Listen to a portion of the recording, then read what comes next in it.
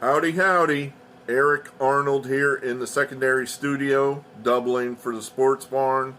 It is Friday, the 20th of January, and hey, we're coming into the divisional round of NFL football. 4 games, the big four, the final 8. So that's what we got here for you. 4 picks. Last week, not good. 3-3. The problem is that we're not doing enough research right now on the NFL. We're just kind of winging it, and we haven't paid close enough attention all year long to know what we need to know. So we had a critical error, I would say, last weekend when we had the Buccaneers. We should have never had the Buccaneers. One of the things you're looking for in football is who can control the line of scrimmage, who can run the ball. If one team chooses or can't run the ball, you almost have to throw that team out. And that was the Buccaneers. That team hasn't run the ball all year long, whether they can't run it or they simply choose not to because Tom Brady won't let them, whatever. That was the key to that game Monday night, that the Buccaneers just, if you throw the ball every down in the NFL, you cannot win. That has pretty well been proven. You can run the ball damn near every down and win. You cannot throw the ball every down in the NFL and win. Like Woody Hayes said, when you throw the ball, 3 things can happen and 2 of them are bad. So running is the key to football. You got to be able to control the line of scrimmage. You got to be able to stop the other team from running, and you got to be able to run the ball. Not all the time, but you got to be able to do it a little bit. So we screwed up there. I mean, we really screwed up bad. So we're going to try to do better. Here we're going to try to do better. So let's go in order of time. In other words, as the games are slated chronologically. The first one's the one I had the most trouble lining up. I could see this going either way, but we're going to come down with the Chiefs to cover the 8.5 over the Jaguars. They played earlier this year.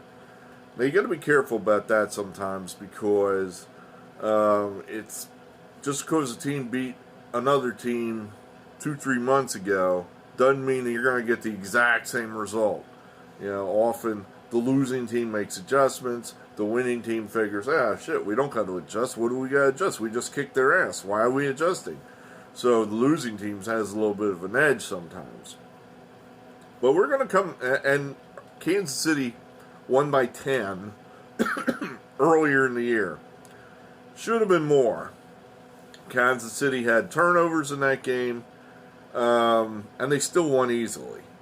They pretty much did whatever they wanted on offense, moved the ball at will, and we're going to say that's going to happen again. The Jaguars are hot. This is true. We think they got lucky, basically, beating the Chargers. They dug themselves a huge hole, 27-0, and then miraculously came back from that, partially through good play, partially through just sloppy, stupid play by the Chargers. Joey Bosa, who, that guy's a double-edged sword, and believe me, I know from my time at Ohio State. He helped us win in 2014, and we should have gone back-to-back, winning the next year with Cardale and Ezekiel Elliott, and the rest of that great team from 14 was pretty much back in its entirety. But Joey couldn't stay on sides. He couldn't stay on sides. He jumped off sides 3 times, and that's in my memory. I don't know if that's right or not. 3 times against heavy underdog Michigan State. Cost us at least 1 drive. He kept going, and they scored points and ultimately beat us with those points. Joey. Dumb as a bag of hammers. So that, and he did it again. What was that, Saturday night against the Jaguars. Critical personal foul penalties with him just not being able to shut up. It's like, they're not holding you. They're not holding you. They're blocking you. You're just not that good, or you weren't last on Saturday night. So, too bad. Play better. But whatever. So we're not going to give the Jaguars a whole lot of credit for that win. Plus another factor there is the Chargers lost their starting left tackle midway through the game. And now the Jaguars have got a backup. I think it was a backup to a backup. A third stringer, basically, in there. I'm not sure about that. Let's say a backup. So that helped them win. In other words, it's hard to run the ball. It's hard to run out the clock when you got a backup guy in there. So we're not giving the Jaguars a whole lot of credit there. Another factor is Jaguars lost their starting tackle. I'm pretty sure I got that right. Between the November Kansas City game and now, the Jaguars lost one of their best offensive linemen. And now they've got a backup in at their starting left tackle. So that, you're going to have a backup lined up against Chris Jones all day long. Advantage Kansas City. So for all these reasons, Andy going up against one of his proteges versus Doug Peterson. Andy usually wins these kind of matchups. I don't see anything flaking on the Chief team. They've got a pretty good defense. It's better than years past. The Kansas City offensive line is revamped. They had their O-line was falling apart when they lost to Tampa in that Super Bowl. Andy's rebuilt the O-line, and right now this Chief team looks pretty damn good to me. So we're going to lay the 8.5 and say take the Chiefs there. The night game, the big one, at least for us, because we're Eagle fans. Eagles-Giants. The Eagles played the Giants, I'm going to say early December, up in New York. Beat them 48-22. Just crushed them. And, well, what can you do there? I mean, it was a big win. One factor that happened in that game, the Giants' whole secondary was hurt. The whole thing.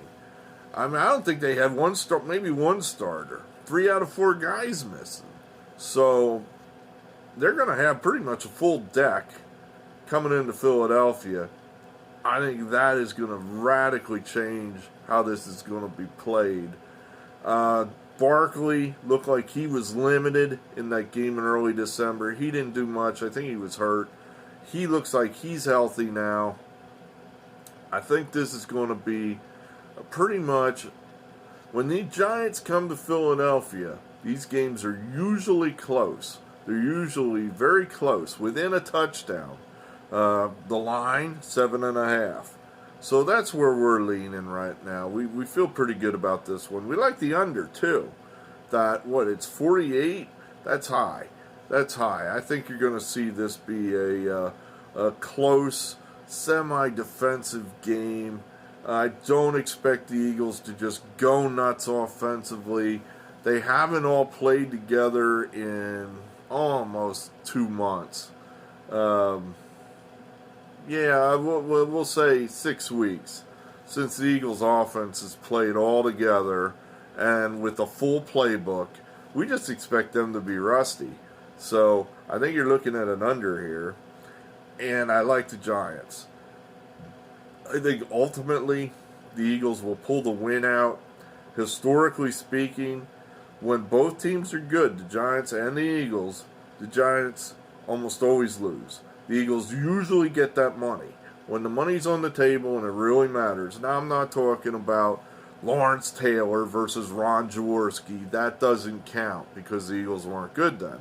But if the Eagles are good and they're going up against a good Giants team, usually the Eagles get that game. And that's what we expect to happen here. A narrow Eagles win, but the Giants are going to cover. So that's what we're looking at there. The early game Sunday, Bills, Bengals. I don't think the Bengals can overcome their banged up offensive line. I think it's just basically what happened last year, and I think other teams are going to adjust to that. They're going to pull out the film from last playoffs and say, all right, look, how can we get to this guy Burrow and without him running for his life and beating us all at the same time? Usually a guy running for his life can't beat you.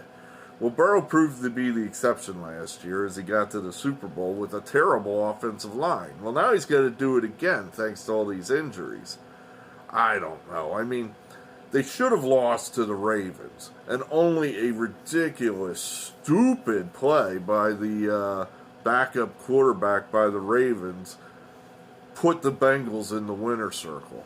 If Huntley does not fumble the ball at the goal line there, the Ravens win. The Ravens easily outgained the Bengals in that game. So that's where I'm thinking. The Bills, for the most part, have a relatively full deck health-wise. They're at home. I don't think we need to make this one too complicated. I think this is the Bills' game, and I'm going to lay the 5.5 here over the injury-depleted Bengals. Last game, 49ers Cowboys. I've thought the 49ers, basically since Lance got hurt, I've thought they're the best team in football, and they're proving it. They're just winning every damn game. They screwed around for, a half against Seattle, and then just blew them away. Just blew them away. And that kind of extra gear, it's hard to deal with that sort of thing. I'm not worried in the least about Brock Purdy. He's had multiple chances now to show he's not good. He's a rookie. He's not doing it. I'm fine with Brock Purdy. Is he going to walk on... Dak Prescott, he's going to have to walk on water to win this game, and I don't think he can do it. The defense for the 49ers is too good. They're at home. You're only laying 4 points. I think they're significantly better than the Cowboys. I think they proved that last year when they went down to Dallas and won that game. What were they up like 3 scores at one point, and then just basically played some trestle ball. Trestle ball, what's that? Tressel. Jim Tressel, what a great man. Coached the Ohio State Buckeyes for 10 years. Has one of the greatest against the spread records in college football history.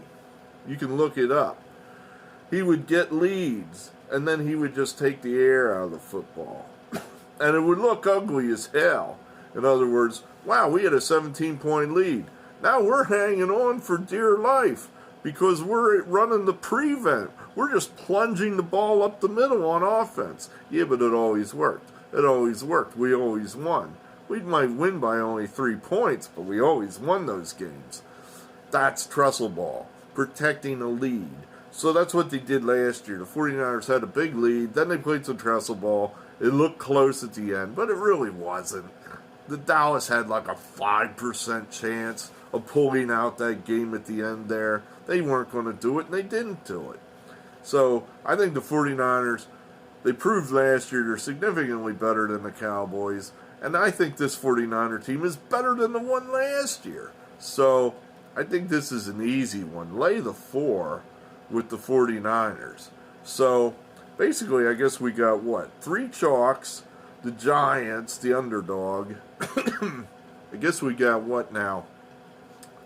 3 home teams? 3 home teams and one away team. So we're playing mostly chalk, I guess.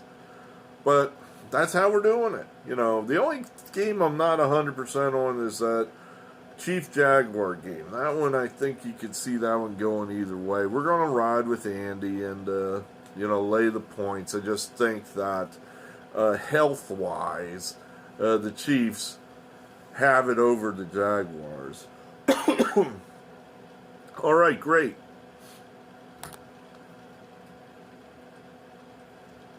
So it is written. So it shall be done. We'll see you next week. I'm Eric Arnold. Oh, by the way, I keep forgetting. I should have told you this.